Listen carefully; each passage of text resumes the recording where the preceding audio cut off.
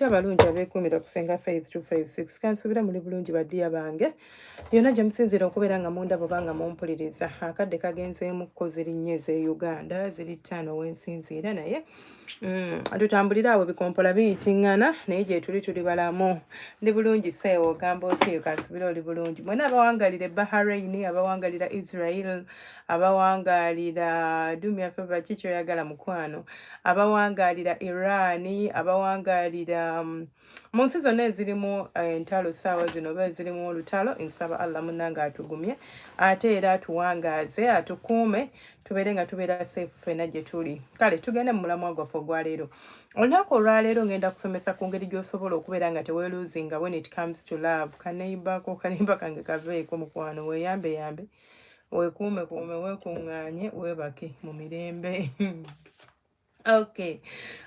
Mbadde mbagamba naye nga nkutumiddeko mukulu Charles kansubire oli bulungi. Mbadde mbaga nti ebiseera ebisinga ogamba otya mukulu Peter Sadi kansubire oli bulungi munnange. Ebiseera ebisinga buli bwe tugwa mu laavu oba buli bwe tugwa mu mukwano we forget about who we are. Omanyi lwaki omuntu omwagala n'otuuka n'akukyawa oba n'akuhatinga n'olumwa nnyo n'owulira nga n'obulamu bwo tebusobola kubeerawo omuntu oyo bw'atali. It is just because you lost yourself ng'ogoba omuntu ono. Sometimes bwe tuba mu laavu tusiriwala bwe tuba mu laavu twerabira nti twaliko abasanyufu.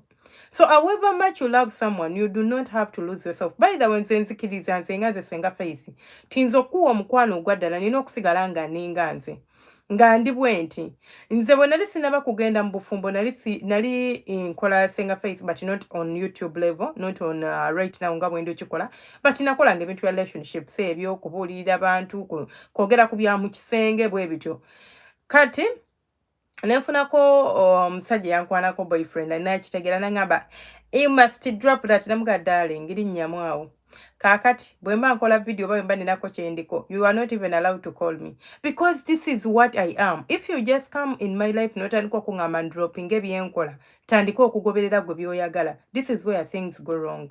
Ebiseera ebisinga kye tukola abasinga nti obeerawo mu bulamu bwo ng'olina engeri gy'obutambuza kati omuntu bw'ajja n'akyusa identity yo era ekintu kye tugenda okusooka okulaba mu byengendo osomesa olwaleero never change your identity for love, never mu bulamu bw'ensi buno eno. Bw'oba okimanyi nti nze ani ti nze Faith oba nze Senga Faith yenze mukulu Charles yenze mukulu Ronald. Mukulu Ronald yaani? Mukulu Ronald akwasaganya ebintu bye nga ye engeri gy'aba ayagadde. Mukulu Ronald abeera musanyufu. Mukulu Ronald abeera bwe bati. Why are you becoming someone else nga ate obadde olinako ekintu ky'oliko? Olina ebiruubirirwa byo, olina by'okkiririzaamu. You have your own beliefs, you have your own values, you have your own hobbies. You forget all about this. Abantu abamu ne mukyusa ne hobbies. I love swimming. I love watching movies. These are my hobbies. I love writing. I love recording videos or audios. I love stuff. Ebintu byenkola. Okitegeera. Nze bwe nali nzija ku internet, I did not come because I was looking for something, but I came because it was a hobby. Yadde kyamala kinfuukira omulimu, but it was one of my hobbies. I love talking and talking. So where will I talk from? Kangene njogerera eyo. You know, but omuntu ajja mu bulamu bwo oba otandika okudatinga omuntu n'otandika okubeera nga weerabira ky'oli. So you throw away your identity. Biki ebyo ebitufuula ffe byenjagala, biki byenkola, biki byendi, bye binfuula nze kati bwe mbidropping oba bwe mbiteeka ebbali because I'm in love, it means I'm losing my identity. I no longer know my values, I no longer know my beliefs. I'm just there in a relationship. Kati relationship yendifininga chovala abantu omuntu ne bwakublocking oba ne bwakugaana okwata essimu yo owulira ofa tossa omutima tossa tosobola mbukulya ye ne mmalaŋŋaana okulya bannange nze ne bwe mbaako abange ennaku ennuma njeekaka nenjeekaka.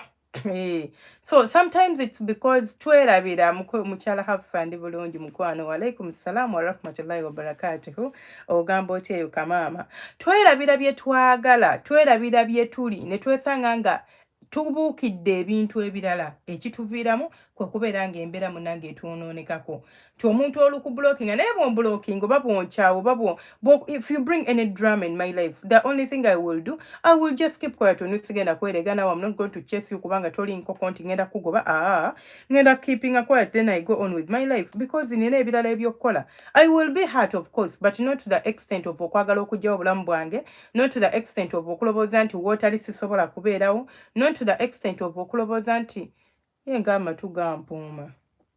What happened? Muganda nga bakubyeko ku bizuka.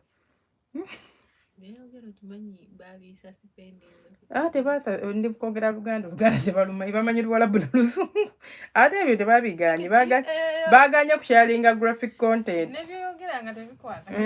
mbuuza kubanga amatu gampuuma kati ekyo kibi wama gampuuma ate nafunye dda alamu wano uyo weesigamye ku kisenge oba ojja kiwulira nga kibi mwene ennyumba kino ekisenge kyekyo kyalise munange kituufu kyekituufu this is the safest place actually nettoyi naye nga mugamba mutya balungi kazibira buli bulungi. Okay, seriously all of a sudden mpulira amatu gange gampuuma. Okay, in the respect your inputs kubanga you are talented. Thank you so much mukwano katsi wange kasubira oli bulungi shanti wasubira otya kasubire weeyagala naye salaamu yo enkulu oba ndi musiraamu enkalu oba ndi musiraamu wa ddala wa for busiraamu tugamba nti omala kubuvaamu leki neŋŋamba nti nenjatula nti siri awo nekinfuula nti siri naye nazaalibwa ndi ate nkyagala era nkiri erya Faith likola ssente siri erinnya lyange naye neweliba linnya nze kati ŋŋanze nkimanyi nti obusiraamu tetubupimira ku mannya muva ku bino bye twakuliramu e Uganda bye tulowooza mbu buli akiimu abeera musiraamu erinnya it's just a name abatambuddeko kati mukitegeera nti it's just a name jasanga omusiraamu nga bamuyita Joseph ng'ate musiraamu kati anyway so tuwale twogera ku identity. Do not lose your identity ng'oli mu relationship oba ku relationship n'otandika okwerabira by'oli n'otandika okwerabira by'oyagala n'otandika okwerabira values zo n'otandika okwerabira gwe ebintu ebikusanyusa ng'omuntu nga tokyabiyina. Hamidu ogamba otya kansubire oli bulungi. Ekirala, maintain your own life. Before you went into this relationship oba before nga tonabagenda mu relationship eno wayina emikwano wayina emikwano wayina ab'eŋŋanda wayina personal interests ezizo ng'omuntu. Kati saawa zino eno oli mu relationship you no longer talk to your friends bonna wabavaako ne bagamba naye tugendeko awutonyanna ng'ate ndi busy tokyalina budde bw'abantu abo obudde obuwa musajja. Beera ng'osobola okubalansinga eryato lyo nti nsobola okwogera n'omwami wange nembeera nga n'emikwano gyange njiwadde akadde kubanga amazima gali nti you need this support system. Omwami wono gw'otijjukana naye essaawa zino wanaaba takyakulabawo ogenda kuba obeetaaga. These are the people who are going to be there for you. Kati essaawa zino obakuba ekimmooli kubanga wafunye omulenzi kubanga munnange gwe wafunye omusajja oba wafumbiddwa bw'onaabeetaaga you call them oba let's be honest. They're not going to be like the way they used to be. Ntuli mbadde siri mufumbo, mbadde sirina boyfriend, nga we can hang out anytime we want. No, tekigenda kusigala nga bwe kibadde. Bahate ekyokuba katinga off, tekigenda kukola. Abamu mutuuka n'ofuna omusajja n'atandika okugamba oba omukyala, egyo mikwano gyo sijagala, ono simwagala, onsaze nabo. I've been with them. Ne bw'oba tubagala, you must have a valid reason and you have to tell me and you don't even have to love them. Ani yagamba nti mikwano gya bbawo girina kuba mikwano gyo? Yani yagamba nti mikwano gya girlfriend we girina kuba mikwano gyo? Yani yagamba nti nze benjagala gwe olina okwagala? Are you me? Am I you? Darling. Ani yagamba nti benjagala gwe olina okwagala? As long as they are not coming in your way. Naawe tobalumba, baveeko. Buli omu abeere bibye. Okitegeera? Buli omu abedduna gyali talina tabbu gyali alayika leero abadde busy naye nga gye nange leero mbadde busy. I just checked on her like regular mbadde nziramu messages zammwe kubanga zibadde okwo nga mpitirivu. So olina okubeera ng'okitegeera nti emikwano gyange tegigenda kubeera mikwano gyo. You do not come in my life and start telling me oyo muganda wo simwagala alina olugezigezi. Kati netandika okubeera nga ne muganda wange sobola mukubira simu in your presence kubanga munnange omusajja wange tamwagala. Kino ngamba oyo gundi simwagala, simanya anti wowe wakajanja simwagala. Buli muntu ava ku side yange tomwagala and I'm okay with it. It means then I'm losing myself. Nzikiriza okubeera nga ngenda naawe nva ku bulamu bwange. There is bw'oba datinga oba oli mu bufumbo oba oli mu relationship. Let's talk about me. Nze neewerako nye example. Ndi mufumbo which means I have a married life. Ndi Senga Faith.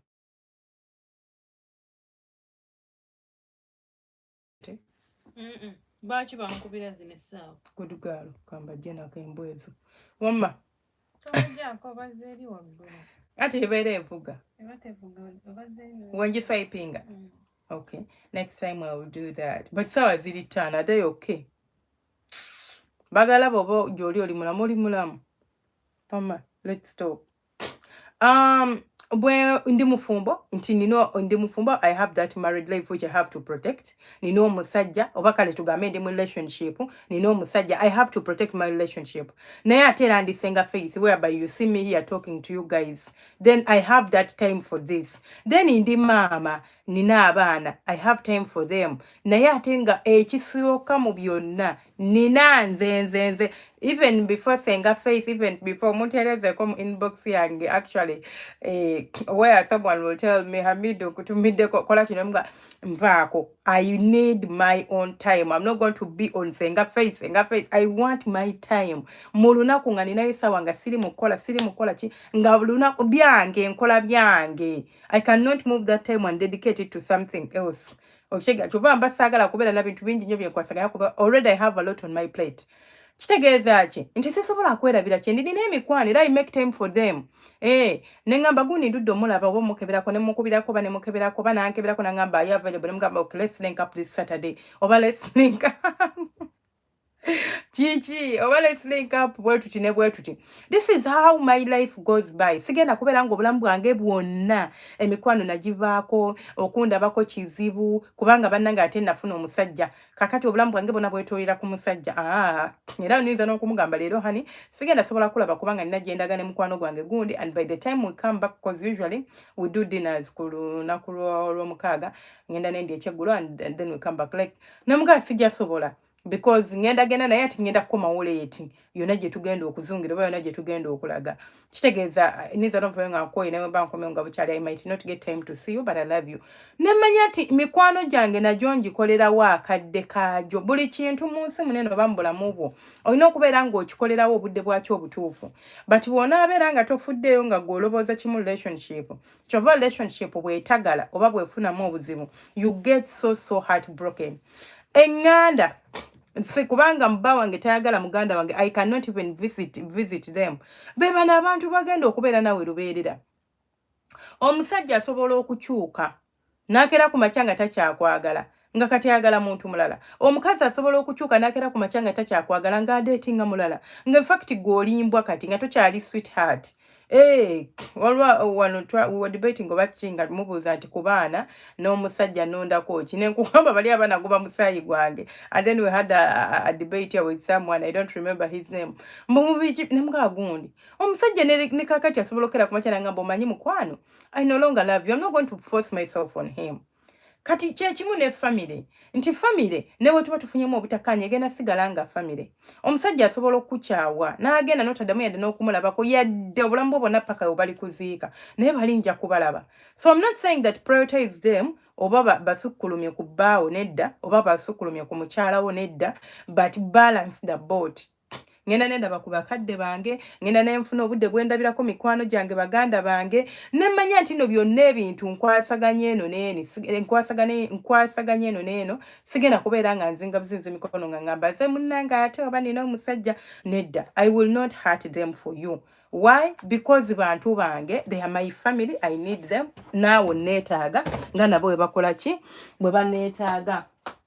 Kale nabo nenyimye enkoko ye namala n'agiteeka wa. Kasiya bulolo. Eryo gumba. Sobola okunyiga n'entumya. Ekiro kino. Kakuleetera. Banda bampulira.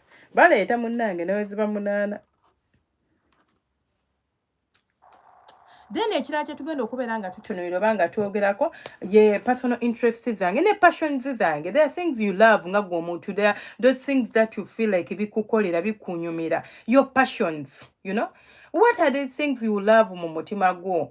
Nze ninza okuba ndi go-getter, ninza okuba ndi muntu atatuulirawo, ninza okuba kati nefuna omusajja nangamba, for example, nze ndi hard working. I'm not saying omuntu atule wakati ali hard working, but I love making my own money. Lwaki? I love my independence. Saagala nnyo okudependinga ku muntu. Saagala kwegayirira kyekisooka. Kinyiiza. I don't want to ask for something over and over and over. Ng'olinga agamba tewakitegedde kye nayogedde. So I prefer ebintu ebimu ne mbyemalira nganzi. nina ne byemmanyi nti oba nina ka trip nga neetaaga kutegeezaako nti mwami wange omulungi next week mplaninga kukola bwe nti si mwami wange mbadde nsaba because I need your help nkutegeeza kubanga oli muntu wange you are my man siri servant nti nkukolera nti tojja kunsasula embasi ze no waliwo ebimu bye neetaaga just okutegeezaako obutegeeza because I have my finances naye bw'obeera nga toyina buli kimu ogenda kubeera okiteeka ku mutwe gwa musajja ate nno nga nakyo kigenda mumenya n'abakazi bwe bali bw'obeera nga mu abasajja naddala mwoyadde oli shuga simanya shuga biki toli shuga babayita batya bano abato nga ng'olina sugar mami it does not mean just because olina sugar mami nti ogenda zinga buzinzi mikono olinde sugar mami ajje gwe okole ogugwo asanyuke ennyo nnyo akuwe ssente nedda mukwano olina okubeera nga naawe oli mutetenkanya okubeerawo n'akasente ko nga ggwe kakuyambako one of the things that drive my life kwe kubeera nga ninamu ssente yange nenkebera ku akawunti yange nga kale wakiri nenayo millions zange 2 nga zitudde nga manyi in case of any emergency nsobola okugenda wano n'ensikawo ningenda wano n'ensikawo ne bw'abanga omusajja yagamba munaye tokola naye ng'okimanyi nti I love making my own money tomujeemera you don't have to put up a fight there are lots of ways to get money or to earn money just by using even Wi-Fi ye gyasasula gwe mugambe kimunsasulira Wi-Fi and get me a working smartphone the colors nga kiwedde ng'otuula waka ng'onyonya smartphone genda ku ChatGPT how do I make money online how do I make money nga ndi waka onoonye olabe nsobola ntya okubeera nga nkola ebintu byange n'enfunayo akasente ne woba ofuna emitwalo 10 kubanga gwe okimanyi kyekikusanyusa kijja kukolera nti nsobola n'okukola obundazi nembuwa omwana n'abutwala nga oba nembutwala nga just nemani nekomerawo nentuula ewange so anything you can do that can bring money bwe kiba nga kyoyagala kijja kuba kikukolera so don't forget about what you like what you love njagala nnyo okubeera nga in my free time I watch movies kakati nensufuna omusajja ate yetayagala byakubeera ku TV ayagala abantu nga bali quiet genda mu kisenge I'm not going to give up what I want because of you.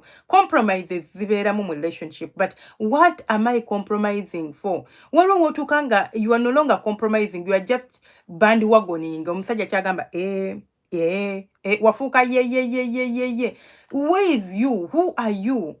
You no longer even know your own identity. Kati wafuuka ye kyayagala obeere. That is where problems arise. In case of just akantu katini ng'onoonya omuguwa. I can't live without him. Who can't live without him? Bichi? Ani? Nsobola okukaaba naye bya can't live without him nze ndowooza oba okyali baba tebannaba kubangula bulungi oba okyali naive nga weetaaga kukwatamu bukwasi n'omala n'otereera. Ani Anex agamba okyaddi akansubira oli bulungi webale kusiima mukwano kansoke mbabuuzeko nti tunagenda ku point ndala okay waliyo akwogerako banjogerako wamma ge matu okumpuuma akyekanjogerako ali mumu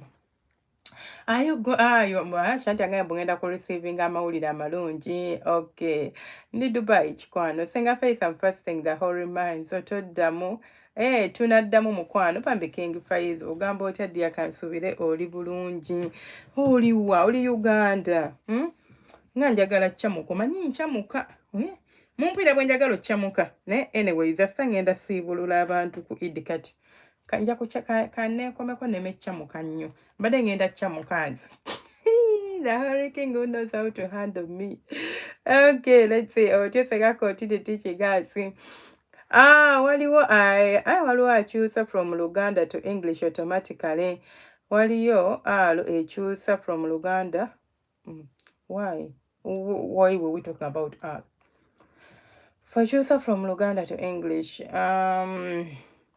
olya views ze kikulu nnyo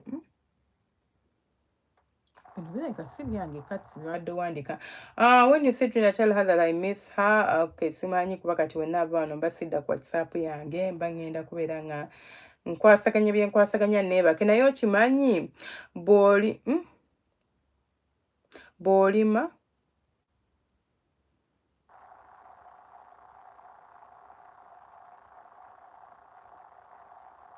what is that word the GRA ogambye naye okimanyi bw'olima grosses ku kkubo olwana n'ababi buli kadde kati sikategeddaako naye nga anyways mukulu bawo ogamba otya kansubire oli bulungi oyo omusajja bw'aba muganda muwe nnyo respect munankole Say hi to my Hamidu munange bya mukama kutumiddeko kansubire olikkiriya.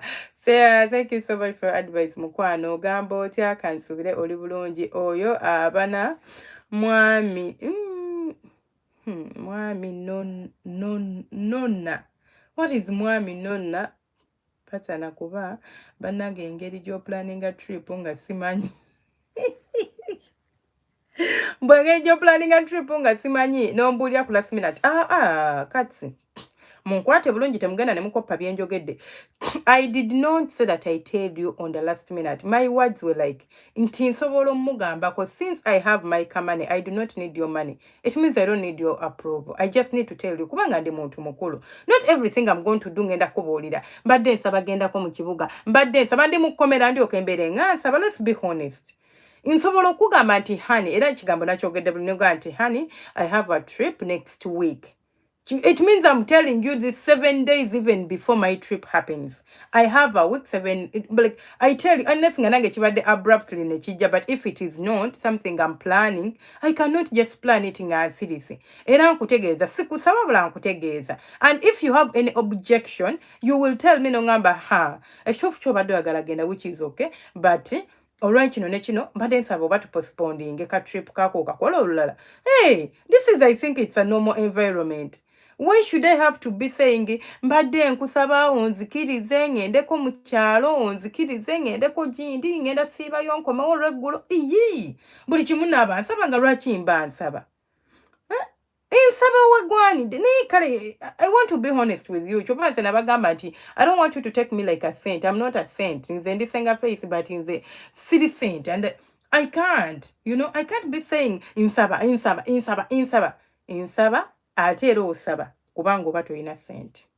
Awo buli kimu ojja kisaba n'ogenda mu kibuga ojja kisaba because omusajja alina okusooka akebere mu wallet ninamu mmeka zinsobozesa okumuwa n'agenda n'aspendingako mu kibuga awo n'abalirira n'alyoka gamba kale ojja genda wiiki ejja oba munaye siyinaamu ojja genda ddi naye bw'oba oyina nkutegeeza butegeezi ne nkugamba olunaku bwe luti sigenda kubaawo ngenda enaako gye ndaga nti olaga wangenda gini ne gini nja kukomawo bwenti ne bwenti nti kaali you tell me togenda, tell me a reason why. You don't just tell me togenda because chi kubanga oli bba wange nawe bali banfuga nga ndi muto nga mama nsaba mama nanga togenda notaddamu naawe ndeka naawe nedda Sengao oba obula no mbasibula. I'm telling you the truth mbasibula. I'm not going to be here acting all saint mbagambe tino nze simanya bikinze infukamira insaba naye sibuli wamu we nino okulaga tinina okusaba w'omusajja nti nsaba lukusa lugendayo. Oli mukama wange oba oli bba wange. I think you are my partner, right? You are not my boss nti bwe mba sikoze ogenda kuntema omusalo oba ogenda kuyomba ngobe ku mulimu. Nkutegeeza nga wakyaliyo ennaku saagala nkugambe nga ngenda kwolwo nti leero ngenda ebyo sibikola. But nsobola okutegeezaako ne kugamba enkya oba kosa nkya njagala gendako mu kibuga. That is it. I'm telling you. Gendako mu kibuga nja komawo ssaawa bwezi nti okay. And he's okay with it. And I'm also open marriage. Open marriage is something else. Open marriage eberamu ebintu by'okwegatta wabweru. Open marriage means dating outside my marriage. Means okubeera nti nsobola okwagala omuntu actually ne muleta newaka ne mukulaga ekyo kye bayita open marriage. Kino bakiyita kubeera mu marriage nga mwenna muli bantu bakulu nga temuliimu muto temuliimu mukulu. I do respect you but I do not fear you. I will teach you about what we call respect and fearing someone. Abasinga mutya temulina respect. Chovola abantu omuntu abataliwo osobola n'omusinisa ebinnyo mabegawe. Balate bwabeerawo ne weegonza n'obanga olukira lwa kapa. I'm who I am nga wooli and I am who I am nga toliiwo. Nze bwentyo kyendi nsobola okukikola ne woba wooli n'oba toliwo. Saagala kwefula nti bwoba wooli bwoba toliwo nedda. So I will ask you bwe mba neetaaga okusaba naddala olugendo singa mba manyi lwe ngenda kumalayo ennaku. Naye wantu wamanyi nti nkeera kufaawo nkomewo enkeera. Nga lwaki nkomewo olweggulo. Oba nkomewo enkeera nga ngenda kusulayo olunaku lumu tekineetaagisa kugenda forever. Lwaki mba neetaaga okusooka okusaba olukusa? Nina kutegeeza. Kati gwe oba olina objection nongamba nti nedda togenda genda sina nedda togenda badde nsaba oleme genda why because of ABCD era bwe mbitunulamu nga byebyo ne ngamba oh okay ekyo kyetaagisa okugenda oba kyetaagisa okulinda kati eno freedom gye mu restricting abakazi kyemba mulaba bwakwata ku ssente alaluka nalaba nti buli kimu luli abadde akisaba n'akapala ak'omunda akasaba n'akaki naye omukazi ng'alina ssente ze ng'amanyi ozikola ng'ali independent cause you need that independence to make your own decisions. Toli mwana muto kubeera nga bakusalirawo buli kimu. This is what I mean by not losing myself in marriage, not losing myself in love. I can make my own decisions. I don't have to come to you to ask you if I might decide whatever I'm going to decide. I can make it and I say najikoze. And the only thing I want you to do is trust my decision. Ndeka bwe failing antereza. Bwekibanga kikyamu kyensazeewo ngamba mpabula butondagira nti tokikola ngambe tokikola no. Mpabula bwe ngana naddala nga sente zengenda okozesa sizizo ndeka. Bwe mala okutomera this is how I believe even my kids this is how I want to raise them. Buza bwe ngamba omwana nti ekyo tokikola n'atampulira nga muleka ng'amala okikola bw'amala otomera ng'atereera taddamu kikola kiba kiwedde you know. So you need that power. Buli muntu alina will power. Not to be mu bufumbo ng'olinga agamba nti ate ndi mu maka ga maama wange oba ga taata wange. Everything I must do, I must ask for. N'okugenda mu kibuga. Njagala gendako mu kibuga enkya. Hani mbadde nsaba gendako mu kibuga. Mama. Puliranga n'olutiko lungiisi. Gendako mu kibuga. Nze ne wano wendi sibeera na musajja wange naye mutegeeza ku ntambula zange. Weekend ejja ngenda gendako ne mukwano gwange egindi tujja kukomawo lunaku lwolwo tuba tugenda kukomawo olweggulo oba ninzosulayo anything that happens I will tell him okay honey nagwo bwe guli nze bw'aba tansaba lukusa kukola bibye lwaki nze nina omusaba olukusa okukola ebyange tubeeremu don't oppress me so much let's be honest with each other really gw'olabanga ekyo kibeera ffe eri nze tonsaba lukusa okola byewagala mbukubanga mbukubanga oli musajja what is oli musajja nange ndi mukazi so anyways regardless obufumbo bwe butwe butambula obwange kati saagala banga okopa ebyange gobabba wamumanyiza nga gwe buli kamu omugamba mwami tokopa ebyange olinza okumenyekera y'obwerere ne bakugoba nojja nonkabirira tizinga face yangobeza mu bufumbo I'm just teaching you ate bwoba okimanyi nti already in it like you are in a controlled relationship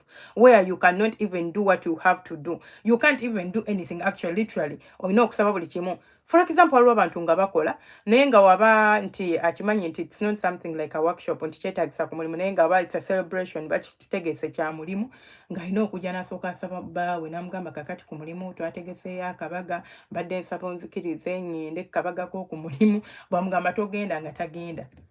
This is something about my work, you know. I wanna do it. That is it. Nebino mubikola mu relationship nga byakajja. Bw'obireka relationship neekula you will not have control about it. Kubanga omuntu oba omumanyiziza nti gwe munnange oli wa ye mukama wange.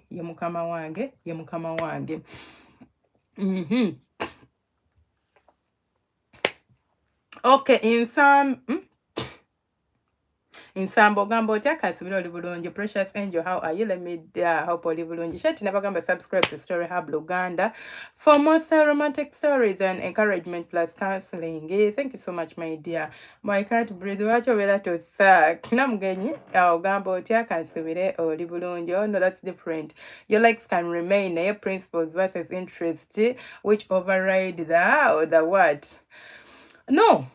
There is one thing you guys are not getting from my point of view. My point is, I don't have to ask for everything. Like I ask for approval as if to work setting. That goli employer wange, is it employer and employer? Whatever. Employee and the employer. Yeah. You employed me. Tigwe mukama wange. For me to take a day off, for me to take a leave. And I can even take it. But because in Chimani, if I take it without asking you, chigenda kunyizo jakungo bakumulimu. We are not in this kind of that. We are in a relationship or we are in marriage. In marriage, nino kuberanga nange ngo muntu. I have a say. I have an opinion. I can make my own decisions. I cannot just sit there and everything mwami mbadde nsaba, mwami mbadde nsaba, mwami mbadde nsaba, mwami mbadde nsaba, mwami mbadde nsaba, n'afuuka mwami mbadde nsaba. N'osaba ssente, n'osaba gy'olaga, n'osaba. You know why it is like that? Because you don't even have the transport to take you where you are going. Of course, kati awo jasooka ofukamira omunyonyola nyonyonyonyonyonyero bose kala gambo jagenda week ejja. Not even because nti yandiyagadde ogende week ejja, but to be honest, ne sente z'okuwalabika taziinaawo, which is normal and okay. Tayinaawo ina plani za abadde ne budget ye, akasente ayinawo naye kayina ebyokukola, ate bw'akajjawo nti akakuwaako tekirinza obutagguka bulungi, agamba jagenda week ejja nga nawe tolina choice okujjako okugumiikiriza. Naye bwe mba nina all the means that are taking me where I want to go. Why not? Why can't I? Why can't I? Is the question. Okay, mbuulira why? Why must I have to get your approval to do things I want to do? Because you are my man? Shh. Leka. Jesigenda kumala nnaku. Banda batechikola. I like the gap that when you chamukalingi chogamba chamusenga sinaba chamukela ijo gambo te surprise de ababi nonti babi ababi nonti babi what grapes. You speak in English. Grapes, when you grow grapes on the roadside. Grapes chechi mu Luganda. Wabado wandika grapes. No wandika mu Luganda, right? When you grow grapes on the roadside, you fight ababi. Okay. Thank you for the correction. Yabadaga manti bolima grapes ku luguudo bogenda kulwana n'ababbi. What was that supposed to mean, Cats? What were you insinuating? Wafula ogamba otya kansubire oli bulungi. Aya ababbi basente. Abasente temunsaba mpulidde. Abasente temusaba mpulidde. Wabula, you too bold and beautiful. God bless your aspirations. No, it's not being bold. It's called standing your grounds. You know what you want in a relationship. You know where you fall in a relationship. If you are a pushover, you are going to be a pushover. Nze nabagamba waneeno na nze ne wababa bakama banga abankozesa.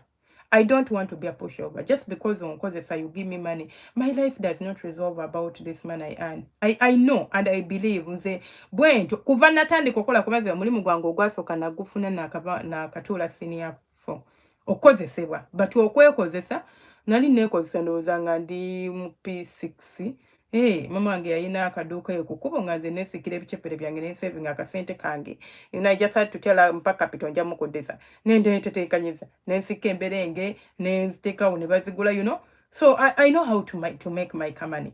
Kakati ebintu by'okubeera nti omuntu aninnyako nnyo sibyagala, ge mazima sibyagala. I love you, I respect you, and I want you to respect me. I don't want to fear you. Toli mukama wangu, oliba wange. So it's not like I'm bold, but I know how to stand my grounds.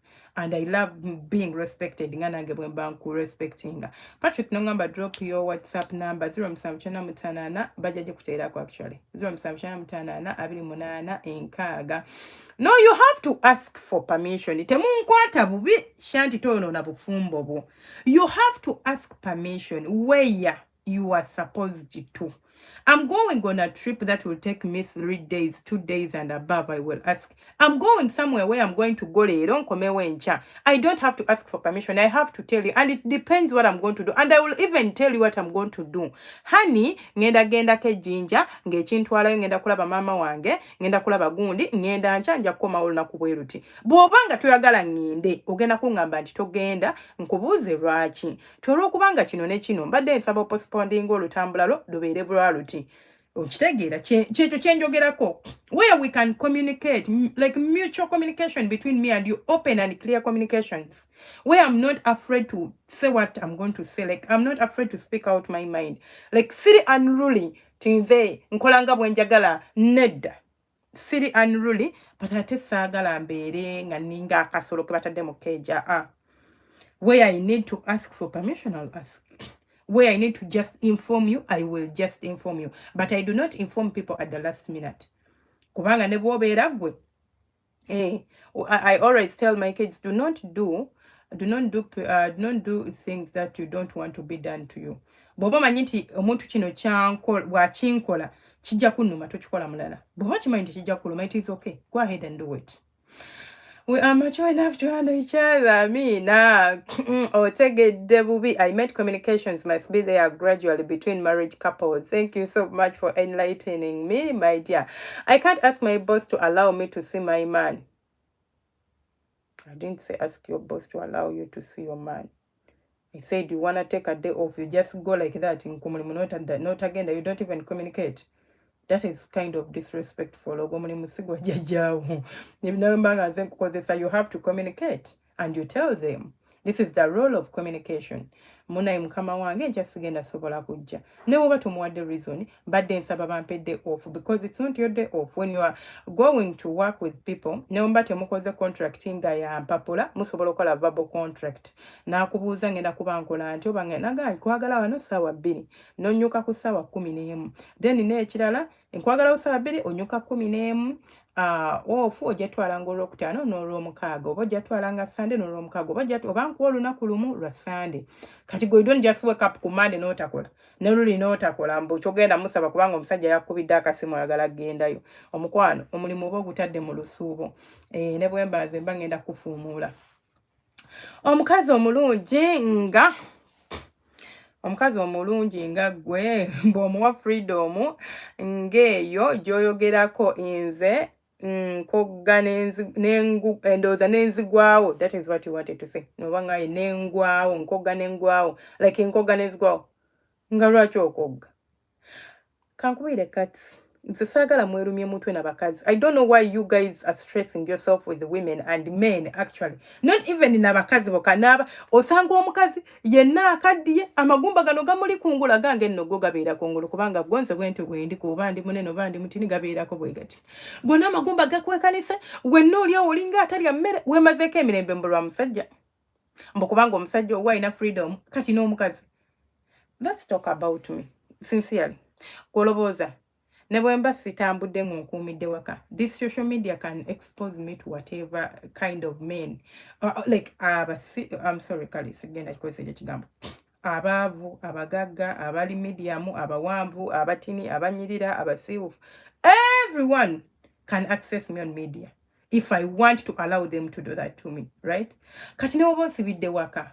Nti nkozi kongo gena kungamba sikwagala ku media ate ne wembanga sirisenga face nti like kale wano nti I have audience ne wembanga sirisenga face nga size waneeno nze nalimbaddeko ku media nga bankwana bunaku nga tesikolerako bino.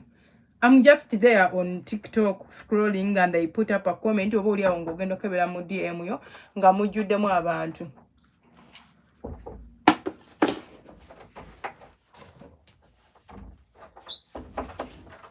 When you knock on someone's door, you wait. You don't knock while opening. I just want to kiss good night.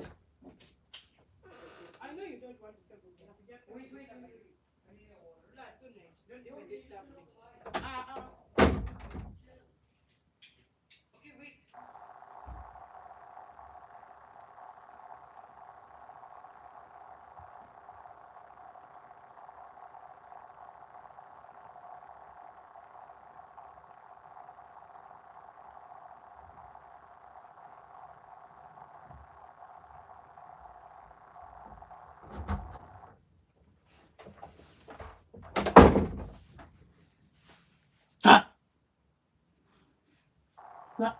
Olikulaba byona nyumize olutalo bwe lutuuse.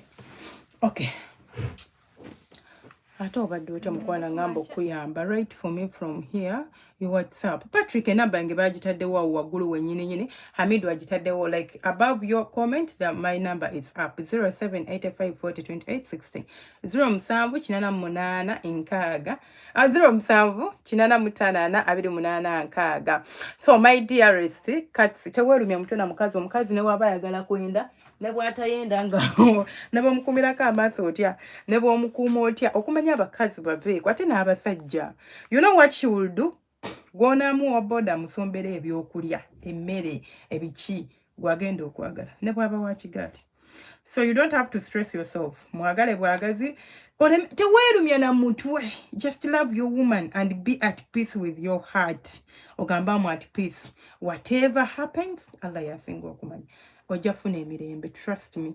Ate tebajja mukwana, but gyokoma okumugira bwoti okumuteetera, obeera nga yeeyonoonera amaanyi go. Okay, drop for me. Okay, let's see. Kawoya shemonyo kawoya abadde kyabadde asaba bintu agenda abigambe nnyina gasiya bululu. Ronald no ngamba otya. Senga, if your man urges you out about something, do you do it or you withdraw?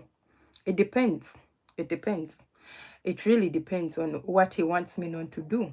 There are things I can give up, but there are things I can't. I'll stand my grounds. I'm not going to be no. It depends. Yeah. For example, if he came up and told me, I no longer want you to do the Senga face thing. This is something he found me doing. This is something I told him I will do. And I told him if I had to choose, I will choose me because this is me. I'm not going to change for you. And if you're to love me, you have to love me the way I am. This does not define me. This is just Senga face. And there is another one that is your woman you love. So if you feel like you are uncomfortable, we had a talk, a very good talk, and we discussed it. And if he comes up and tells me, I want you to stop, without a valid reason, why? If it's for him, Bangabanti, Abantu, are you dense? Who cares about that? If it's for him, for his mental state, for him, I can even give it up. But it depends. You don't just come and tell me to sagala. Lwaki tokyagala? Kubanga kino ne kino. Bobinyonyola nga bitegeerekeka nga bikola sense. Wallahi, I give it up. I respect my man. I respect my marriage. Basajja si bangufuna ddiya. Abakwana bangi naye abakusobola oba oyo akusobola. N'abaagala okuwasa baba bangi naye oyo agenda okusobola yaba omuzibu. Kuba kaakati nange wano eno muliza obutansobola. Buli omu aba n'emizeeki. Buli omu aba n'emizeege n'ebizibu binoganze Senga face musobola. Nze njagala omukazi ali obedient, nange ndi obedient, but where needed.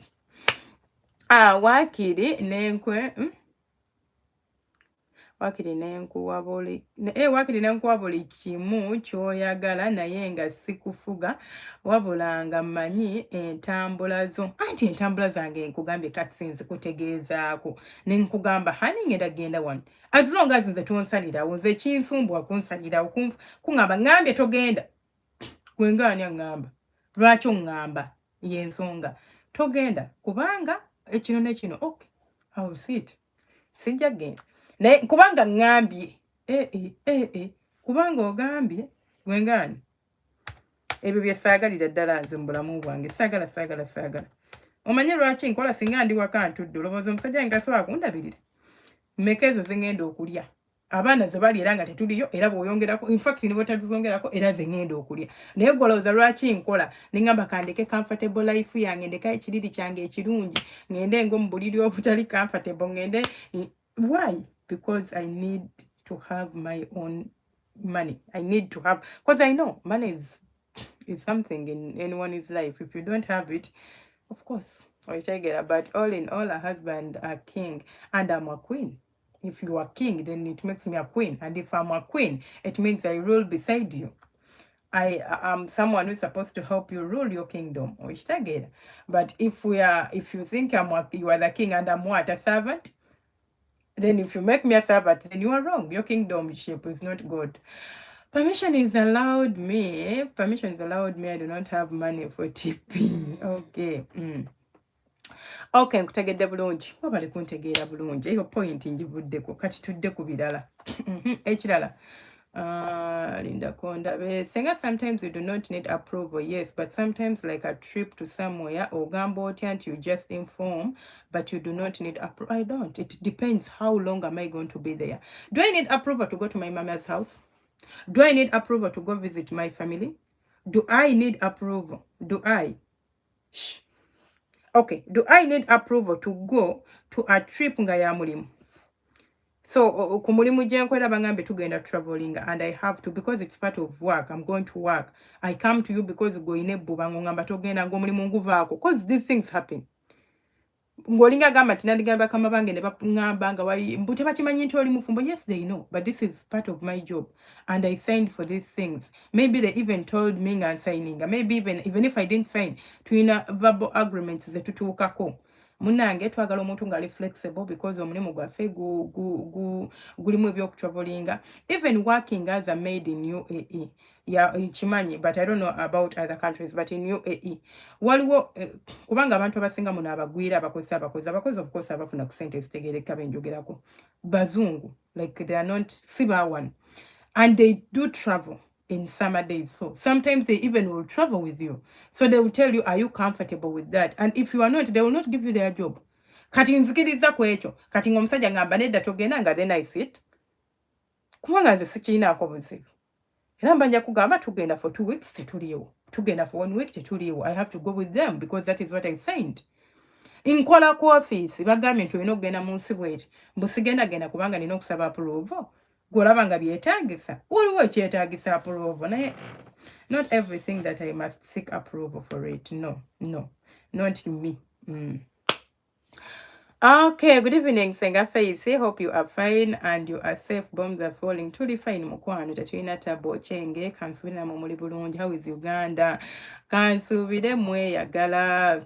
Bambi, keep doing the things you used to do before finding those you love. Do not adjust anything. If not, or what day. Bruno ne kutumirako. We do compromise. We do adjust a little bit. I cannot become entirely someone new. Nenerabiranze bwenali nenerabiranze original, and I become entirely someone new. Nenerabiranze, that is something else. Chiringo okugamba nti it's setting boundaries. A lot of people don't have boundaries in relationships. Tukiriza tugane in marriage. We don't know what even boundaries is. And I had something like nakolo mulamba about boundaries. It's standing up and saying, I don't want this. I cannot accept this. Oshitegera. Kino sigenda kikkiriza, kino sikyagala, era siri, nze nkubuulirawo ne nkugamba nti ekisookera ddala ekyo kyolina okubeera ng'omanya nti bw'oba oyagala okusettinga boundaries, oba oba oyagala okwenjoyinga relationship, oba obufumbo oleme kubeera nga you are losing yourself in anything. You have to have boundaries. You have to have time for yourself. I'm not going to be having time. Basazizaamu neera olwo bafudde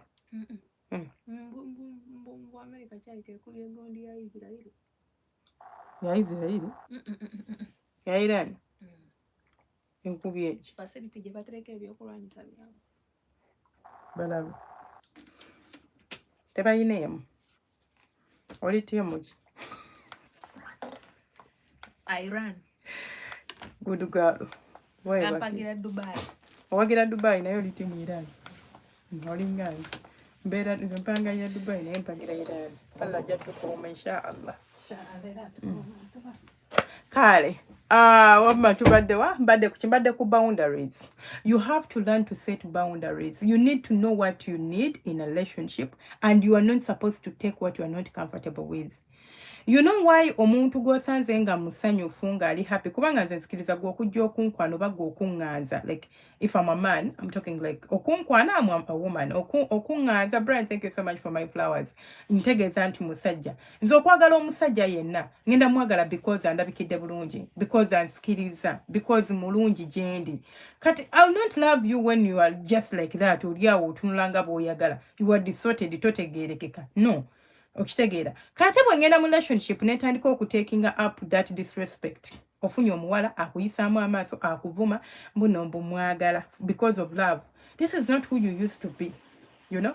You are taking up disrespect because omwagala mbu ajja kutereera. Tajja kutereera ze neeyisaazo olaba takwade kitiibwa nga okyamukwana bukwana. Bona muteeke wakamba olwo n'atereera.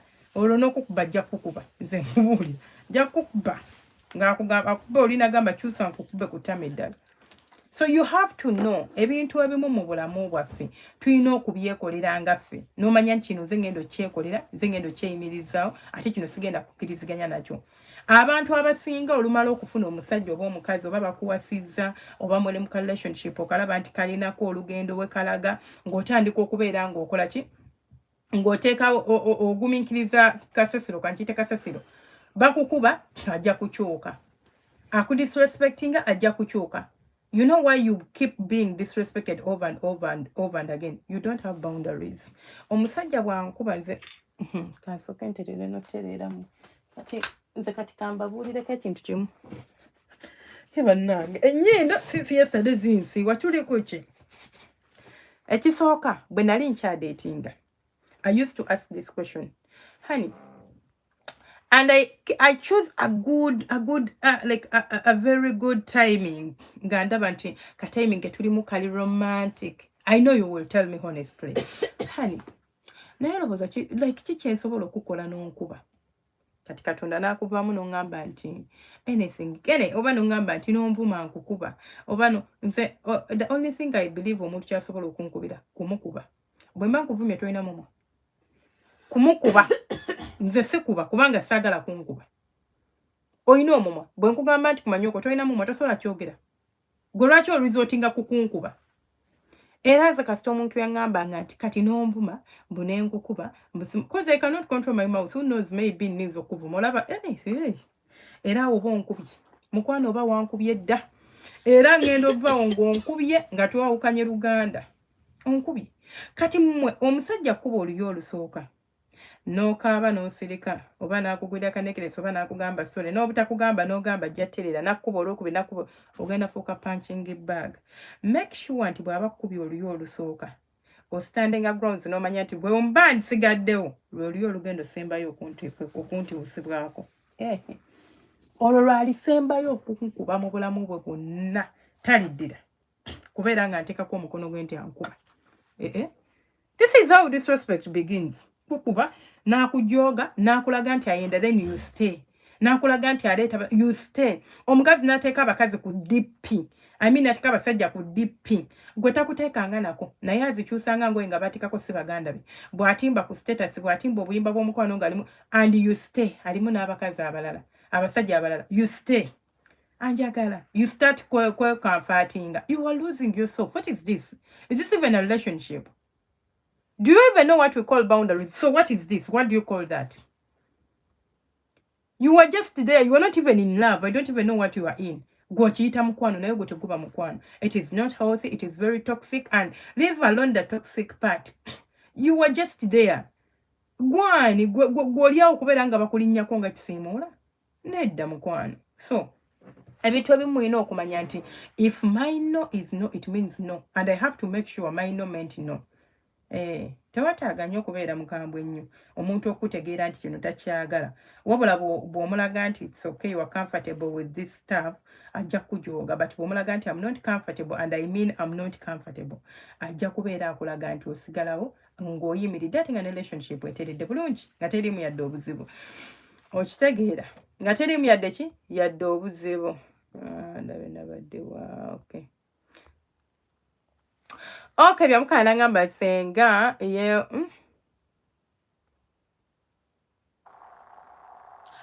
senga ye wali okusaba n'okwegayirira saagadira ddala bintu byakusabiriza nakwegayirira saagadira ddala nsabiriza kati nze actually nze mukazi asobola okwesibisa enviiri zange but sometimes I will tell him honey leero guno mwezi njagala kunsibisa nviiri n'amanya nti yagenda ozisiba yeah. He knows his responsibility ng'omusajja wange, but he knows I can do things for myself. I do not need him to be on me. Kati for example, ngenda kusiba nviiri, you told me about what? About approvals. Then I tell him, enkya nkeera mu nviiri, tosiibawo. Era nkugambye nti nkeera mu nviiri. Nkyazisiba onsange naawe nkubweko ka surprise onsange nga nnyirira.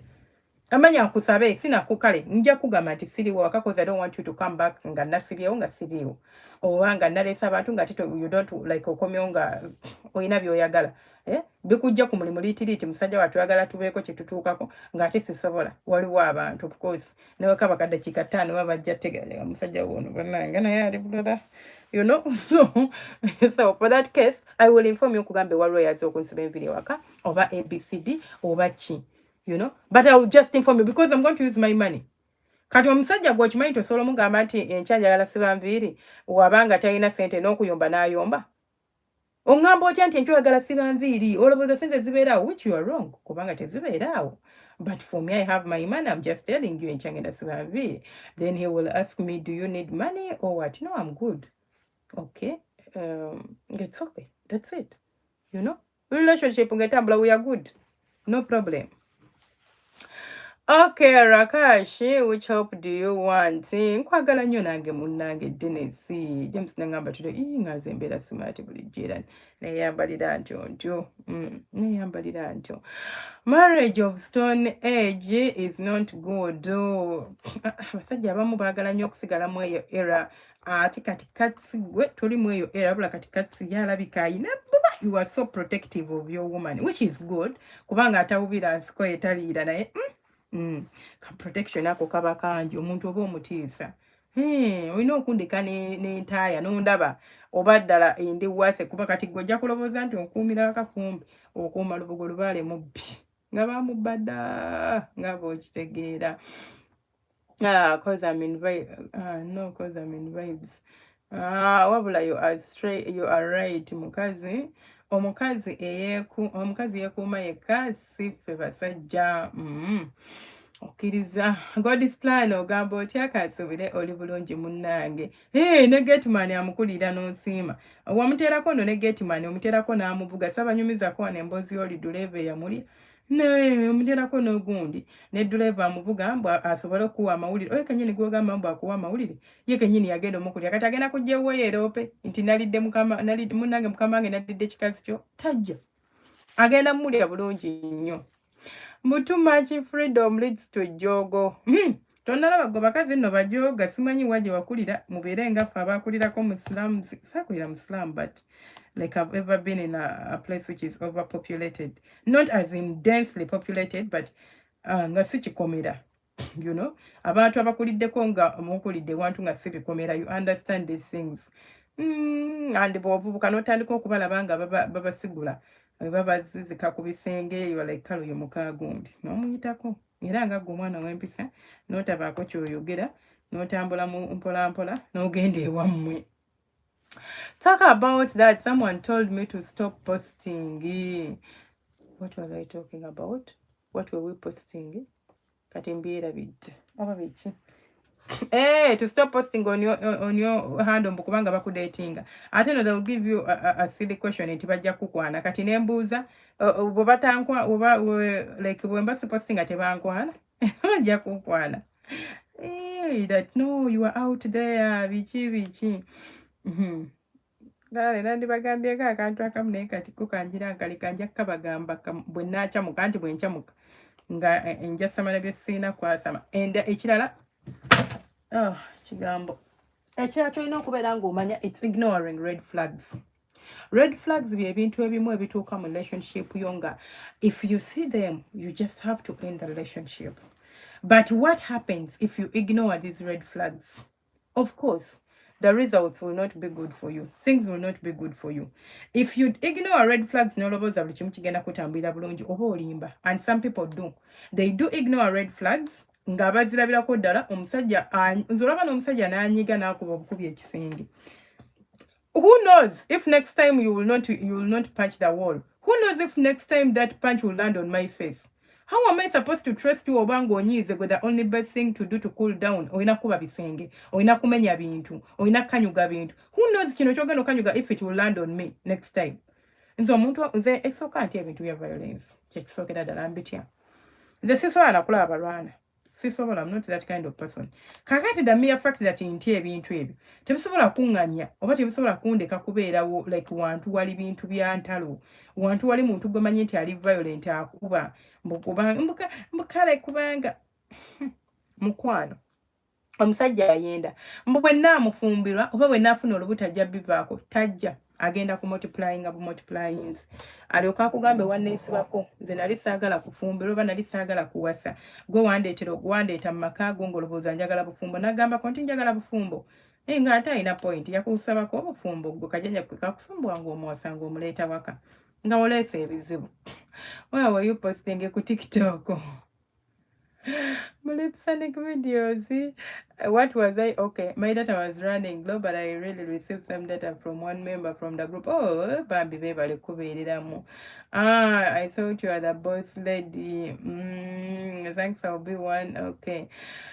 So good night. It has been a pleasure chatting adult Kale Mukwano Slavlonji Kat since Allah Konkumire. Brian, thank you so much for my roses. Saying buli jolly na kasiko. Kachika. Manang artificial intelligence translates automatically. Okay, let's see. Abakazi tebakyabakuba.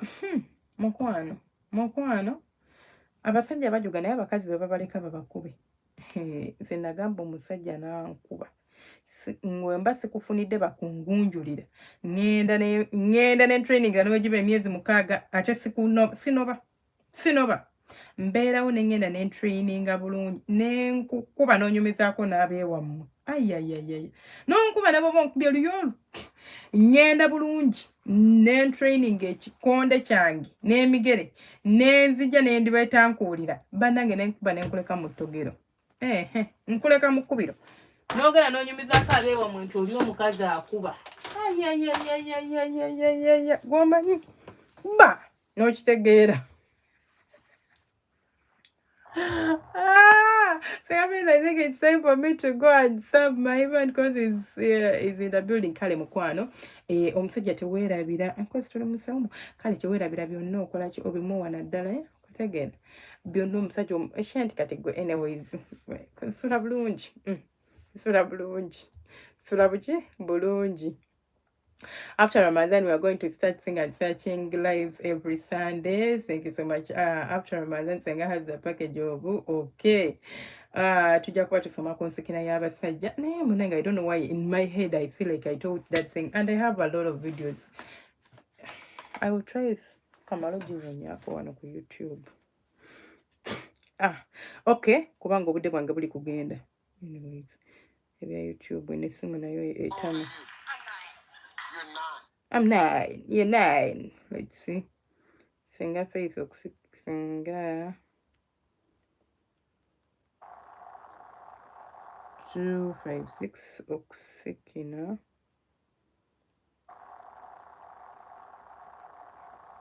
Sikina kwa basajja. Kanda baba byonna bimpa. Wampadde kuli list. Kwemezesa. Igo okusikina ebinyuma. Esikina y'abasajja. Okay, nakola video I think. Size y'omukira. Okay, inshallah. Tujja kuba tukola ki? Tujja kuba tulaba entambula yabyo. Then ekirala nkyeniza okwogerako ye independence. I love that part. I really feel it. You really need to own your independence. We will go back to point here. So saying not everything I do, I have to seek approval from my man. But approval because I have money. Independence, you will gain it if you have some cash on you. Bachala mukole. Bera muntu nga si buli kimuntu okisaba musajja. You know why you are so dependent on a man? Because you don't even have any command on you. Neza lipstick owemitwalo 2 owemitwalo 3 ogende saba musajja. Enviri eze 10 nazo zisabe. Mama ne lipstick omusaba owe 3. Everything n'enjala zosobola okusiigira omutwalo oba 15,000. Munnange mwami mbadde nsaba kusiiga njala. Kale katujja kulaba. You know? Nze kati nze kyobola nzira kati nze nayo noneka kuba nina n'ebintu nebisaba kati wemba nina ebintu byenjagala ebimu nze omwami wangamba kadi yiyo oba nangamba wallet yiyo. You know, like nenjijamu nenkosa namugamba najjemu sente bwenti nenga nenkola kino. We'll be okay with it as long as sente manyi wallet ya ferimo partitions. Zino zisobola okukwatibwako zino tezikwatibwako zino ziri bweziteno kadi ekwatibwako eri kadi tekwatibwako. Okitegeera tulina waliwo byesigenda kwetuma kukola bigenda kumunyiriza musajja. You know, but nezenjala mwami mbadde nsaba siga kunjala. Mwami nsaba ez'akasige, n'osaba ez'enviiri, n'osaba eza everything ez'ekizigo. Ebyo omusajja alemena bitegeera nti ogula ebizigo. You know? You can know ebizigo osobola byesigirako emyezi 2. oba abiguze emitwalo 10 oba 5 maama era tosobola kubeera ng'ofuna akasente ko oba okola oba okafunyeewo. Nze njagala nnyo omulimu oguli convenient gyendi sagala bintu bya keera genda kukola. If I come back to Uganda, this is not what I'm gonna do. Ngenda kukola naye sigenda kukola ebyo. Nze ngenda kukola nga neekolera wakanga ngenda kukozesa bantu sagala bya kukola. But it means I'll be earning. It's not like I'm going to be sitting and I'll be doing my own stuff with wakao ku simu yange. Nemanya nti nfuna eri nenfuna yeno nenfuna yeno. More investing, like invest in yourselves. Use the phones and the ChatGPT and TikTok and Facebook and for information eri useful. So kugenda kusoma post ku post, scrolling down to down and down, scroll up, scroll down, scroll up, scroll down. What is that? You cannot have anything. It's enough financial independence. Which kind of independence will I have?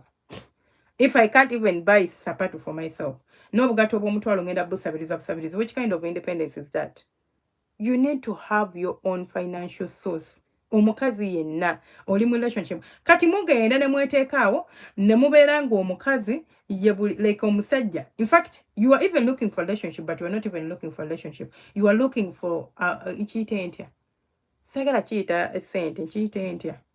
You know someone who is looking for a job naye ng'omulimu gwanoonya nga takola naye ng'asasulwa nga omulimu ogwo mulimu kigonjogera gwa musajja. Because you're looking for someone who's going to pay your rent, going to pay your bills, going to feed you, going to clothe you, going to give you shelter, going to give you everything totally, even give you upkeep. This is your job, will give you all these things. But since go to oyagala kola, oyagala bakuwe, you are going to become a slave. Ogenda kufuka muddu oyo omuntu akuwa sente. The person or your beneficiary abeera mukama wo gobeera muddu we. There is nothing you can decide on your own without their permission. Chichi ogendo sala. What? Okay, what? Tell me. I want to go where? To town to do what? Ne transport ya kutwala to zina. Era bwakubuuza ogenda kola yoki? And I want to go to do what? Bade njagala genda yo kala bakufuna ebyengula. Sina sente. Ngomumwa Yabo ngambo we wange nti honey enkya njagala genda ko mu town. Okay. Nebo abata ina sente agenda kungamba okay because he knows. Oba sicho he will ask, do you have money? Oba sicho he will say, okay. Do you have money? Yeah, okay. Don't you have money? Sina munange right on is no genda luli. You know, you see how you are becoming like codependent ku muntu ono nti watali wala relationships ezimu ziggwawo. Omuntu nasigala nga like akaaba, not because akaaba nti no ogenze. Akaaba kubanga alaba kati wallet ye egenze, ATM egenze. Kati abirobozaamu agamba kati omuntu ngenda mujjawa. Agenda okumpa, agenda okundabirira ngono bwabadde ndabirira nga tamuyina. You know? Nga tamuyina. Kubanga ye ali amanyiira nti munnange ono omuntu bw'atyo. Ekirala beera muntu asobola okwekolera decisions. You know why people gaslight you? You know why people like victimize you? You know, mufuka ba victim baba like narcissists and all that stuff of people. Toxic relationships. Osanga oli mbuntu abaana. Talina gyalaga. Atudde lw'abaana. Kakati obakuba ne bakutira mu obufumbo mba nti atudde lw'abaana ddala. Mba ntudde lw'abaana. Luli baddalu lyennyini eririko ne certificate. What is ntudde lw'abaana? Nze senga ne bwenteekayo ku status byenjagala kasita solid party eba eyange. Ne bwenteekayo ku status byenjagala kasita solid party eba eyo kati okala solid party eba yo. Naye wansi namanya nti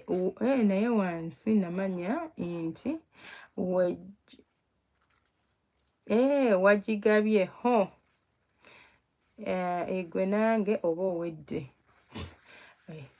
Bw'omanya kati ate kaakati nze bintu byange tebirimu bwenzi. Mmwe abasajja mutiira bwereere kamba bulyo n'otandika okwemalako emirembe n'omukazi mbw'omulondoola mbu biki. Ebyo byonna bya bwereere. Gwe yagala muntu wo bw'olondoola enkoko byera tojja bbiri. Yagala muntu wo nammwe omukazi yagala muntu wo. Eza abakazi simanyi kye basumbwa. Olaba mulwana n'entalo ne bakadaama. And when I talk about kadava, I'm not talking about a woman who works in a house. I'm talking about someone who works abroad. I don't care where they are working from. Kale kambayite bankuba kyeyo. Oli Uganda, notandiko gamanja muloga, simanya nkuba kyeyo notandiko gajja kulogo we Uganda. What pains my heart, it really pains me. The problem is not the woman. The problem is your man. Deal with him. Why are you dealing with me? Yeah? It is either we are done or we fix it our way. Simple as ABCD. If we can't fix it, it's broken. Then it's okay. We are done. I can't force things. That's wood. You know? Okay. Do you have milk? Milk for what? Thanks for educating you. Moses nenkutumirako dia bale kuberako. Paulo nenkutumirako. Kawesu bale kuberako.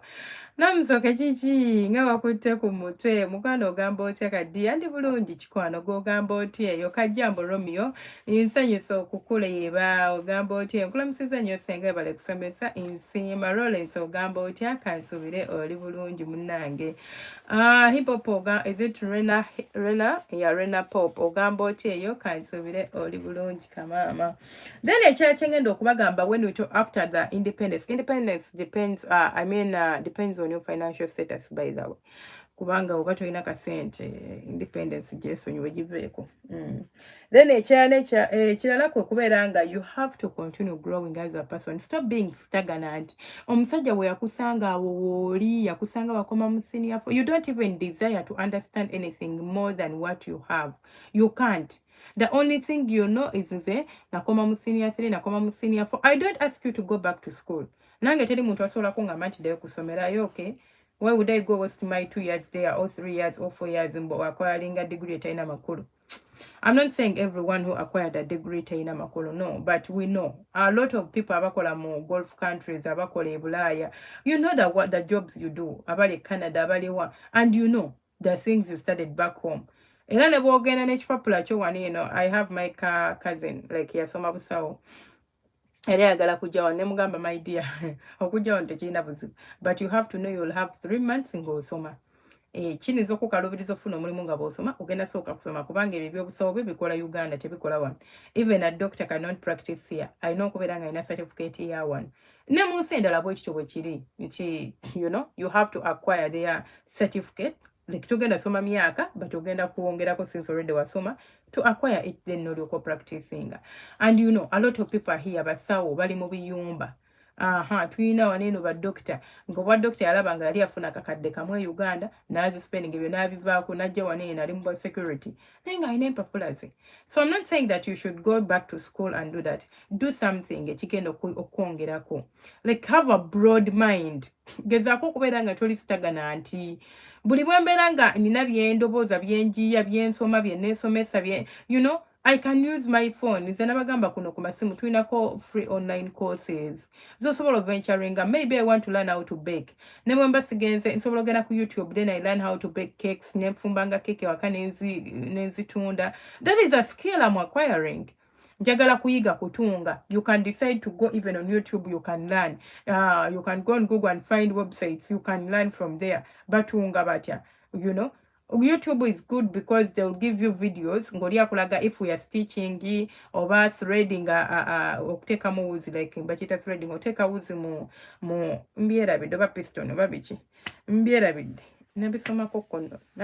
One of the things I used to love nali njagala kukola bintu bibiri ayeza kuzaalisa oba kubeera fashion designer nga ntunga ngoyi nali mbyagala nnyo era ebyo nabikolako nabyo kati nitena I dropped it. So you can learn these things.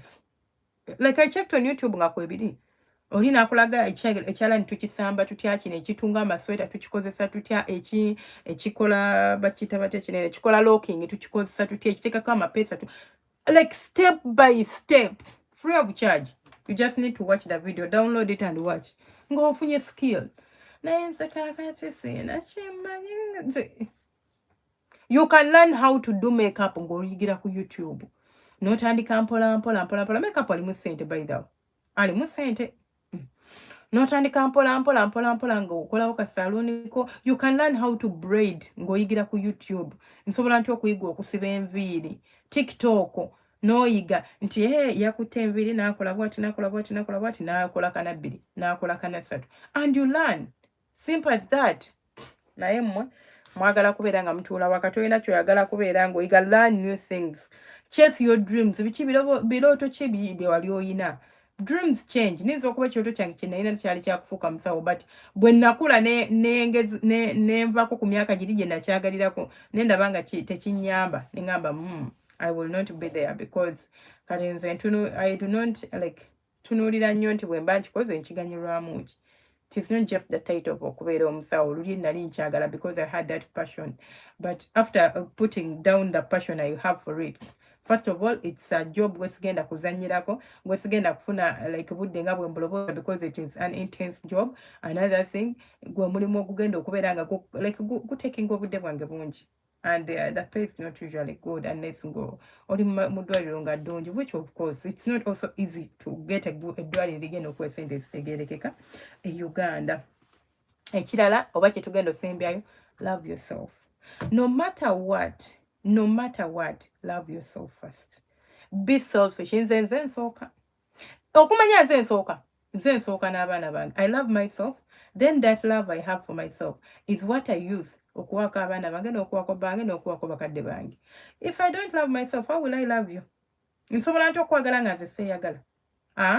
Let's be honest with each other. Nsobola nti okwagala nga nange kennyini seeyagala. Ntya nsinziira ku ki? Nti nkwagala nga nange kennyini ng'omuntu seeyagala, golaba nga kikola amakulu? Tekikola makulu. So mukaaga endakika 16 njagala kubasiibula. See, can you force a woman to kukukomba? Okukomba gwe tosobola. You can't. Why would you? You can't, Emma. You can't force her, and she can't force you either. This is a decision you're making. If you want to do it, you can do it. If you can't, it's okay. It's normal. China buzibu. Okay, Pido Safaris nankutumira kuba naye munzikiriza mbasiibula shanti sula bulungi, nsaba Allah akunkuumire atakuumira mpeera. Akiiki ogamba oti eyo kansubira oli bulungi, munnange nkwagaliza ekiro ekirungi. DJ Yugi nenkwagaliza ekiro ekirungi. Moses nkwagaliza ekiro ekirungi. John nenkwagaliza ekiro ekirungi. Evans nenkwagaliza ekiro ekirungi. Rena Pop nenkwagaliza ekiro ekirungi. Kawesi nenkwagaliza ekiro ekirungi. Romeo sula bulungi akuuma atakuumira mpeera. Asumani enkwagaliza osula bulungi. Namusoke nsaba Allah akunkuumire era akumpisize mu kiro bulungi. Catherine nenkutumirako nawe nenkwagaliza ekiro ekirungi. Paul nawe nenkutumirako nenkwagaliza ekiro ekirungi.